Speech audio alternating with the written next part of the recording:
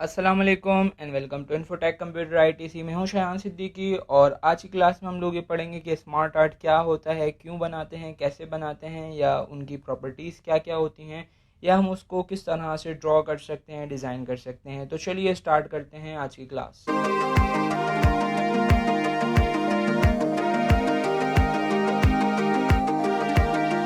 जब हम M S word में आ जाते हैं, इंसर्ट टैब में आ जाते हैं, तो यहाँ पर इलिस्ट्रेशन ग्रुप में अगर आपको याद हो तो मैंने आपको बताया था पिक्चर्स हम पढ़ कर आ चुके हैं, शेप भी हम पढ़ कर आ चुके हैं।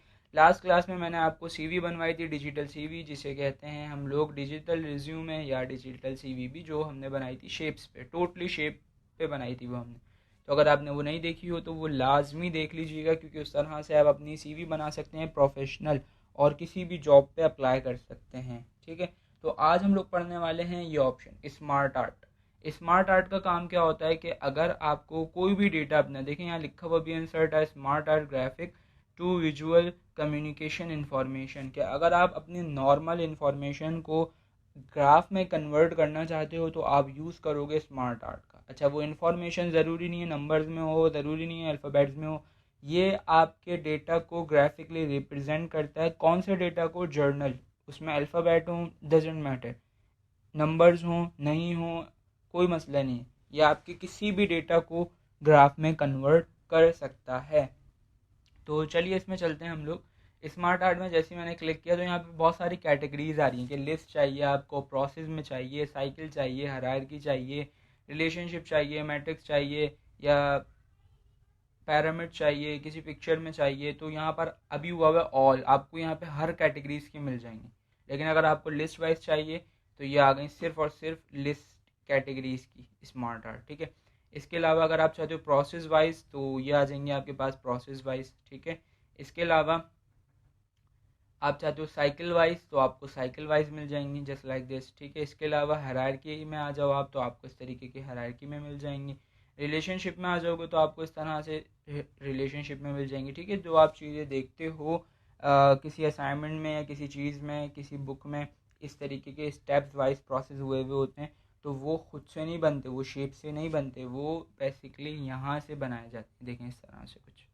ठीक है, ठीक है, दिख रहा होगा आपको यहाँ पे मल्टीपल आपको चीज़ें दी हुई हैं, आप यहाँ से जो चाहें वो आप ले सकते हैं स्मार्ट आर्ट। ठीक है, मैं बेसिक से स्टार्ट करूँगा क्योंकि मैं भी आपको ऑप्शन समझा रहा हूँ, कोई असाइनमेंट वगैरह नहीं बनवा रहा है, जस्ट मैं आपको ऑप्शन समझाना चाह रहा हूँ कि जब हम स्मार्ट आर्ट लेते हैं तो क्या होता है, उसके ऑप्शंस क्या क्या आते हैं वगैरह वगैरह। ठीक है, तो मैंने सिंपल ये बेसिक ब्लॉक लिस्ट ले ली और ओके कर दिया मैंने, तो ये आ जाएगी मेरे पास। ठीक है, अब जैसे ही आई यहाँ पर एक पैनल आ रहा है टाइप योर टेक्स्ट हेयर। ठीक है, इसे कहते हैं हम लोग टेक्स्ट पेन। देखें यहाँ पे अभी ऑप्शन पे चेक भी लगा हुआ है कि जब तक आप इसको अप्लाई करके रखोगे आपके पास एक पैनल आता आता रहेगा, जिससे आप क्या कर सकते हो, इन शेप्स के अंदर क्लिक करके यहाँ पे आप लिख सकते हो। लेकिन इसकी ज़रूरत नहीं है हमें, अगर हमें शेप्स में लिखना होगा तो डायरेक्टली आप क्लिक करो और लिख लो, जिस शेप पे भी लिखना है क्लिक करो लिख लो। ये वही चीज़ है जो हम शेप से पढ़ कर आए थे। फ़र्क ये है कि ये शेप खुद ब खुद आए, बनाए आए, सीक्वेंस वाइज आए, मैंने नहीं बनाए, ना मैंने इनको सीक्वेंस किया। और आप लोग भी ऐसे ही करेंगे, जब आपको कोई भी स्मार्ट आर्ट वगैरह टाइप की कोई भी चीज़ बनानी होगी तो आप दोबारा दोबारा खुद से शेप्स लेके उसे ड्रॉ नहीं करेंगे। स्मार्ट आर्ट ऑप्शन होता है, वहाँ से जाके आप अप्लाई कर देंगे, सिंपल ये डिज़ाइन आ जाएगा आपके पास। ठीक है, अच्छा, तो जब भी आप स्मार्ट आर्ट लेते हो आपके पास एक टैब आती है जिसका नाम है स्मार्ट आर्ट टूल्स। उसमें आपके पास दो टैब्स होती हैं, एक होती है डिज़ाइन टैब और एक होती है फॉर्मेट टैब। पहले हम लोग फॉर्मेट टैब, थोड़ी आसान है क्योंकि ये हम पिक्चर्स में शेप में ऑलरेडी पढ़कर आ चुके हैं, तो पहले हम देखेंगे ये डिज़ाइन टैब। डिज़ाइन टैब में सबसे पहले आपको ऑप्शन दिया हुआ है ऐड शेप के। मैं एक काम करता हूँ, यहाँ पे पहले कुछ लिख लेता हूँ मैं, जैसे मैंने यहाँ लिख लिया पेंट, यहाँ पे मैंने लिख लिया वर्ड, यहाँ मैंने लिख लिया एक्सेल, यहाँ मैंने लिख लिया ऑनलाइन अर्निंग। ठीक है, और यहाँ पे मैंने लिख लिया पावर पॉइंट। सही, मैं चाहता हूँ भाई मुझे ऑनलाइन अर्निंग के बाद एक और शेप चाहिए जिसमें मैं कुछ और कैटेगरी लिखना चाहता हूँ। तो कैसे करोगे आप? शेप तो है ही नहीं आपके पास, आप सिंपल जाओ यहाँ पे ऐड शेप करो, या क्या, यहाँ पर आप जो भी लिखना चाहो वो लिख सकते हो। जैसे मैंने यहाँ लिख लिया डेटाबेस, ठीक हो गया। इसी तरीके से आप चाहते हो प्रिंट के पेन के बाद चाहिए तो आप सिलेक्ट करो शेप को, ऐड शेप कर दो, ये आ जाएगा।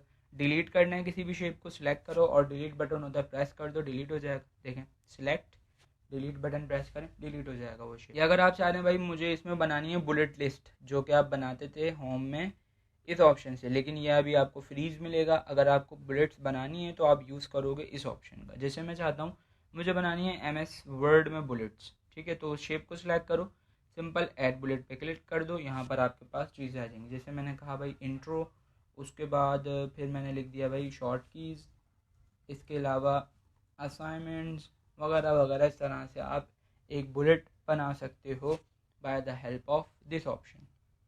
टेक्स्ट पेन जैसा भी बताकर आया था मैं, जैसे इस पर आप क्लिक करोगे ये आ जाएगा। सिंपल इसका काम ये है कि अगर आपको कुछ भी चेंज करना है, जैसे मैं चाहता हूँ पैंट जो लिखा हुआ है इसको मैं रेस करके लिखना चाहता हूँ MS पैंट, तो ये हो गया। यही काम आप सिंपल ऐसे भी कर सकते थे कि इसकी ज़रूरत नहीं है आपको। आप सिंपल जिस शेप को चेंज करना है उस पर क्लिक करो, क्लिक करने के बाद जो लिखना है लिख लो। जैसे मुझे लिखना है इससे पहले यहाँ लिखना है मुझे MS एक्सेल, ये लिख लिया, ठीक है। यहाँ से करना चाहो यहाँ से एडिट कर लो, यहाँ से करना चाहो डायरेक्टली यहाँ से कर लो, मर्जी है आपकी। इसके बाद नेक्स्ट ऑप्शन दिया हुआ है आपको ये डिमोट और प्रोमोट। इसका काम क्या होगा, जैसे अभी अगर हम बात करें इस शेप की, तो यहाँ पे मेन हेडिंग जो है ये वर्ड है, और ये जो इंट्रो, शॉर्ट कीज़ और असाइनमेंट्स ये क्या हैं, ये इसके टॉपिक्स हैं। तो मैं चाहता हूँ ये जो इंट्रो है ये अलग शेप में कन्वर्ट हो जाए, ठीक है। तो मैं क्या करूँगा, मैंने कर्सर रखा और प्रोमोट पे क्लिक किया। देखें इससे क्या होगा, वर्ड जो था वो अलग हो गया, और ये पूरा का पूरा जो लिस्ट बनी हुई थी पहले हमारे पास वो अलग शेप में कन्वर्ट हो गई, और इसकी मेन हेडिंग क्या बन गई, इंट्रो। क्यों, क्योंकि मैं कंट्रोल Z करके दिखाऊं तो मैंने कर्सर रखा था कहाँ पे, इंट्रो पे। अगर मैं शॉर्ट कीज़ पे कर्सर रखता हूँ और अब प्रोमोट करता हूँ तो क्या होगा, शॉर्ट कीज़ बन जाएगी मेन हेडिंग, और उसके नीचे जितनी भी बुलेट्स होंगी वो सब कन्वर्ट हो जाएंगी दूसरे शेप में। अगर आप इसको नॉर्मल करना चाहते हो, मतलब जैसा था वैसा हो जाए, तो आप क्या करोगे, कंट्रोल Z कर लो या डिमोट कर दो, ठीक है, सही है। Simple is that. प्रोमोट का या डिमोट का काम ही होता है, प्रोमोट का काम ही होता है कि आप जहाँ से कर्सर रखोगे, अगर वो बुलेट लिस्ट है या जो भी है सब टॉपिक है, उस पर आप क्लिक करो और प्रोमोट कर दो, वो अलग शेप में कन्वर्ट हो जाएगा। उसके नीचे जितनी चीज़ें लिखी हुई होंगी वो सब की सब अलग शेप में कन्वर्ट हो जाएंगी। और अगर उसको नॉर्मल करना हो तो आप यूज़ कर सकते हो डिमोट। नेक्स्ट ऑप्शन आपको दिया हुआ है right to left. Right to left का काम क्या होता है कि अभी जो चीज़ें राइट पे हैं वो लेफ्ट पे चली जाएंगी, जो लेफ्ट पे हैं वो राइट पे आ जाएंगी। देखें कि अभी ये MS पेंट और ऑनलाइन लर्निंग हमारे पास कहाँ पर है, लेफ्ट पे। मैं चाहता हूँ राइट पे चली जाए, तो ये राइट पे चली जाएंगी, जो राइट पे चीज़ें होंगी वो लेफ्ट पे आ जाएंगी, ठीक है, सिंपल ये। इसके बाद अगर हम आगे बढ़ें तो हमें नेक्स्ट ऑप्शन दिए हैं ये अप और डाउन। अगर मैं देखें इसको डाउन करता हूँ तो ये डाउन तो नहीं आया, लेकिन ये राइट साइड पे गया। ऐसे में अगर इसको अप करता हूँ तो देखें ये अप नहीं आया, ये कहाँ जा रहा है, लेफ्ट साइड पे। ऐसा क्यों हो रहा है, यहाँ लिखा हुआ है भाई डाउन, तो डाउन जाना चाहिए, अब लिखा हुआ है तो अप आना चाहिए, लेकिन ये राइट और लेफ्ट पे क्यों जा रहा है। क्योंकि इसका आंसर ये है, इस जो हमने स्मार्ट आर्ट का डिज़ाइन पिक किया है वो हॉरिजॉन्टल वे में। अगर मैं इसको यहाँ से कर लूँ वर्टिकल वे में, अब देखिएगा क्या होगा। जैसे मैंने इसको सिलेक्ट किया और अप करूँगा ये ऊपर जाएगा, ठीक है, डाउन करूँगा नीचे आएगा, क्योंकि इसका जो स्टाइल है वो कैसा है, यूँ ऐसे। इस चीज़ को कहते हैं हम वर्टिकल, और जो हमारे पास पुराना वाला डिज़ाइन था वो कहलाता है हॉरिजॉन्टल। ये इसलिए वो इस तरह से डाउन तो जाएगा, लेकिन पहले राइट राइट जाके अब जाएगा डाउन, ठीक है। ऐसे अगर अप करना होगा तो अब जाएगा, लेकिन लेफ़्ट लेफ़्ट लेफ़्ट लेफ़्ट होके फिर। इसके अलावा अगर आप यहाँ से आ जाओ, लेआउट्स दिए हैं कि अगर आपको ये स्मार्ट आर्ट पसंद नहीं आ रही, यहाँ से कोई भी ले लो आप। सिंपल क्या होगा, जो आपने लिखा है वो सब लिखा रहेगा, बस आपकी स्मार्ट आर्ट देखें चेंज हो जाएगी। ये देखें पहले कैसी थी अब कैसी हो गई। इसके अलावा अगर आप ये देखना चाहो, मैं कंट्रोल Z कर लेता हूँ, यहाँ पे कलर्स दिए हैं बहुत सारे। इसको गोला गंडा बनाना चाहो तो आप बना सकते हो, अपनी मर्ज़ी के कलर्स कर सकते हो यहाँ से जो आपको पसंद आ रहा है, ठीक है। जैसे मैं कर लेता हूँ यहाँ से ये वाला, ओके। देन अगर आगे बढ़े हम तो यहाँ पे स्टाइल्स दिए हैं कुछ, जैसे 3D वगैरह, बेविल एम्बोज, जो हम नॉर्मली शेप्स के पढ़कर आए थे, तो आप ये भी अप्लाई कर सकते हो अपनी स्मार्ट आर्ट पे। इसके बाद अगर हम आ जाएं फॉर्मेट टैब में, ठीक है, format tab shape, style, word art, arrange और साइज ग्रुप, ये सारे के सारे ग्रुप्स वही हैं जो मैं आपको शेप में और पिक्चर में पढ़ा कर आया था, ठीक है। अगर हम यहाँ आ जाएं शेप्स में, तो यहाँ पे सिर्फ एक ग्रुप चेंज है, ये वाला शेप ग्रुप। इससे क्या होगा, इससे वही होगा जो आप काम यहाँ से कर सकते हो कि साइज़ बड़ा कर लो, वो आप यहाँ से भी कर सकते हो लार्जर से, या वही काम आप साइज़ में आके यहाँ से इसकी हाइट विड्थ भी बढ़ा सकते हो या कम कर सकते हो।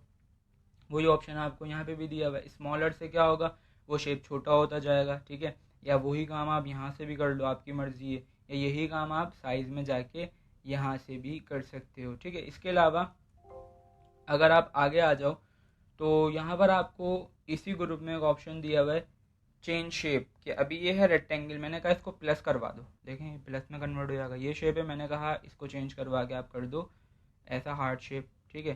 तो ये भी आप कर सकते हो, सिंपल वही शेप रहेगा, लिखा हुआ भी वही रहेगा, फ़र्क क्या होगा, ये शेप चेंज हो जाएगा, ठीक है।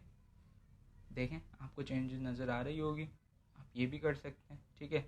और ये वही ऑप्शंस दिए हैं आपको कि बने बनाए शेप के डिज़ाइंस, जो कि शेप में पढ़ कर आए थे हम कुछ क्लास पहले ही, और पिक्चर में पढ़ कर आए थे हम, ठीक है।